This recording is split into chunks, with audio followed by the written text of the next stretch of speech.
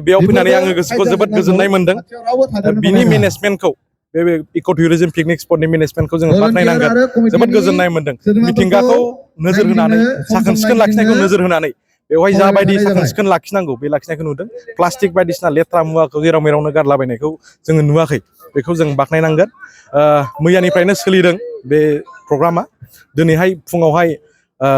हाजो गाखोनाय बादायलायनाय बायदिसिना प्रग्रामखौ जानानै थांबाय आरो दा बे समावहाय आं नुनो मोनदों बेवहाय कुकिं कम्पिटिशन संनाय खावनाय बादायलायनाय कम्पिटिशन जागोनखौ आं नुनो मोनदों जोबोद गोजोनथाव जोंनि हारिनि बेफोरबायदि ट्रेडिशनेल मोनसे कम्पिटिशनखौहाय खोनानो मोनबावदों दिरुं बोनाय बेबायदिनो दोरोङारि गेलेनाय ट्रेडिशनेल गोबां गेलेनाय बाव जालांगोन होननानै आङो खोनादों जोबोद बाख्नायथाव आरो बिथांमोनहा कमिटिनिफ्राय फोरमायनाय बायदिब्ला दिनै मोनाबिलि देंखो मोनाबिलिबो दङ हारिमु मोनाबिलिबो दङ बेवहाय जोंनि मुंदांखा